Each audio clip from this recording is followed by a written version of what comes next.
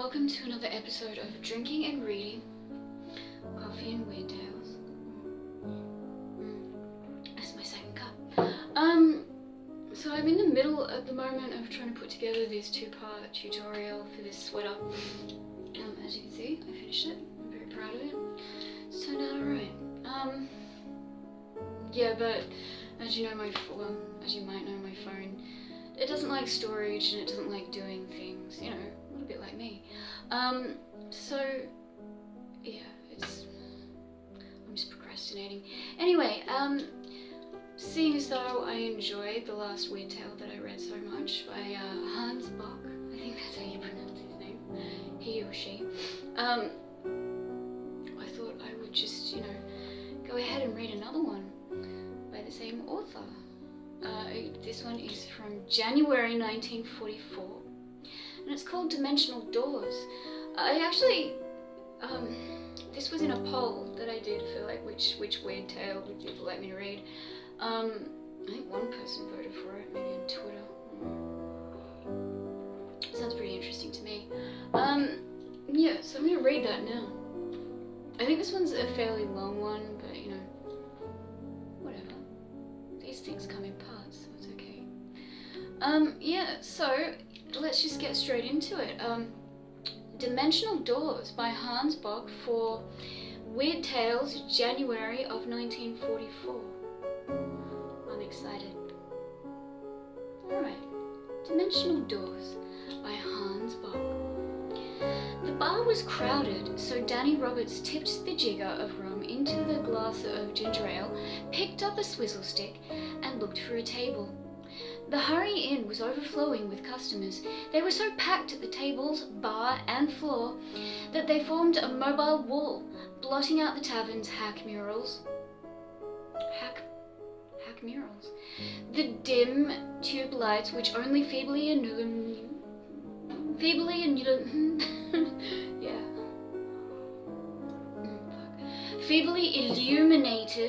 the place. Danny found a small table with room only for two and sat down. He stirred his drink. But as he raised his glass to his lips, his eyes turned toward the door. Taking a sip, he set the glass down and looked wonderingly at the young fellow who was just entering. A tall and husky lad who seemed terribly afraid of something. Of what? Something outside, for he glanced anxiously over his shoulder at the door. Then his eyes swept the room, studying the chattering people as though he were searching for someone he knew. He looked at Danny twice. He looked at Danny twice, then went to the bar, ordered a drink, and a few seconds later was heading for Danny's table. Good grief. He asked, "Mind if I sit with you?" His hand with the glass hovered over the cloth. "The rest of the place seems full up." His voice shook as though he were unable to control it. We all know what that's like, don't we? As though he were unable to control it, and his hand shook too. Drops of whatever he was drinking splashed over the edge of the glass, ran over his fingers, dripped on the table. Maybe he's had enough. Sure, go ahead, Danny waved toward the other seat. The husky fellow sat down. Danny took a swallow of his rum. The stranger lifted his own glass, but it clicked against his teeth as he sipped from it. The red jewel of a massive ring glinted on his hand as he put the drink down on the table again. He observed Danny looking at the ring and slowly pushed his hand forward. "It is a strange ring, isn't it?" he asked. Danny mumbled a monosyllable by way of polite reply. The stranger must over the brilliant gem, smiling wryly. Suddenly, he looked up at Danny.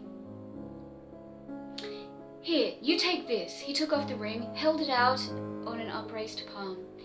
Danny looked from the ring to the stranger's face. The other man jerked his hand impatiently. "Go on, take it. At least look at it." His own eyes reverted to the flashing red stone. "Tell me what you think of it." "I'd like to see if you can guess." can guess. Breaking off, he thrust the ring against Danny's hand on the tabletop. Danny accepted the ornament. Its weight surprised him. Golly, that's certainly one big lump of gold, he marvelled. Yes, isn't it? But the jewel. Oh. There's a picture. Danny peered at the flashing red facets. Odd how the reflected light seemed to twinkle, as though there were actual churning flames, however miniature, within the stone. The setting was ordinary enough, just another man's ring of the usual type, but the bezel was ribbed horizontally, as if made of wires soldered parallel to each other. What's this? What's it? Ruby? He asked. I don't know its name, only that it's no earthly jewel. It came from... The stranger shook his head sheepishly and sighed. He gulped his drink. God, this is good. I wonder if he's drinking. Anyway. God, this is good. I'm gonna have another. He snapped his fingers at an unresponsive waiter. Rude. You'd like to have a ring? You'd like to have the ring? Take it. It won't do me any good anymore. His voice was defiant. Danny scanned the gem admiringly, but handed it back. I can't take it, he said. It looks too expensive for me to consider buying. You keep it. You might feel differently about it tomorrow. When you're sober. He implied. Yeah, anyway. You think I'm drunk? Well, I'm not. And if I gave you that ring, it wouldn't be outright for nothing, no. Suddenly, he leaned very far across the table. I need help, he said, desperately. This is the only chance I've managed to get to ask for help. I've been followed every place I go. I can't talk to a cop. Nobody who's cold sober will believe my story. The safest place to come is here. Because if someone will believe me, will take this ring and promise to help me, the things that are following me won't know about it, won't have any definite proof that I've made a contact. Supposing I was seen to enter someone's house. The house would be watched, and whoever lived in it wouldn't be living long, I tell you. I'm afraid. Afraid. Oh, fuck, don't bring your problems to me. That is so annoying. His wide eyes were appealing. Unconsciously, his hand shot across the table, gripped Danny's in terror. Danny was probably really annoyed. Danny was motionless, puzzled. The fellow meant what he was saying. The stranger reluctantly drew back from Danny, composed himself. Will you let me tell you my story, please? Or should I say that I'm sorry I've bothered you and move on? Yeah, you fucking should. Fuck off. Nobody wants your problems, probably. And look for somebody else, somebody who can help me. He glanced down at his broad chest, his powerful arms. Then at Danny. Rude. Oh, I know what you're thinking. You're saying to yourself, that guy looks strong. Okay, that guy looks strong. If he can't take care of himself, what can I do? Okay, yeah. Yeah, all right, mate. What can I do? But it's not that kind of problem, and you can be of help. Well, shall I go, or will you take this? He proffered the ring again, in return for hearing me out. Danny pushed the ring back to him. You keep it. But go on, tell your tale of woe, if it'll make you happier. He tasted his drink indifferently. Yeah, 'cause, like, insulted. You give fuck me. Go on, what's your story? The stranger's eyes brightened. He smiled eagerly, gratefully. Thanks, he said. That's swell. I wonder, where should I begin? From the start, I suppose. He put his hand over the table for Danny to shake. My name's Eddie Foster.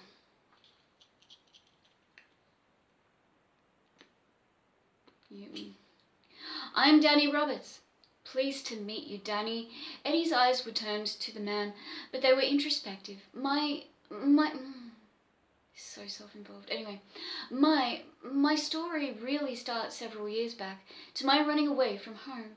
Stepmother trouble. We just didn't see eye to eye, but she was a good woman and I felt like a dog when I sneaked away. You really are a dickhead, aren't you? I hadn't finished school yet. I didn't know the value of a thorough education. Oh, I found work all right. Had several different jobs. Then, just a year ago, I was sick, and when I came from the hospital, there wasn't a job to be had. Nowhere. Word got around that you were a knob. Anyway, he frowned at memories. Yes, it was just one of those one of those tough breaks that happens to everybody, I figured. If only I'd known. My clothes kept getting shabbier and shabbier as I drifted from one cheap hotel.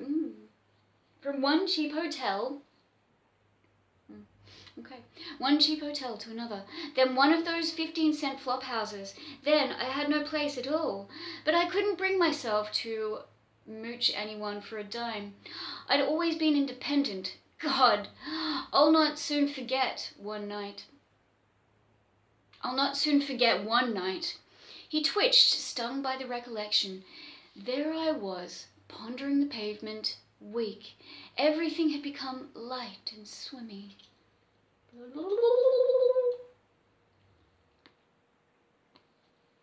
Yes, everything had become light and swimming. The way things look on a hot day, when waves of warm air ripple up from the ground and make the landscape shimmer. But it was not a warm day. It was night in late autumn and briskly cold. Eddie had reason for feeling dizzy. Eddie had reason for feeling dizzy. He had not eaten for 3 days.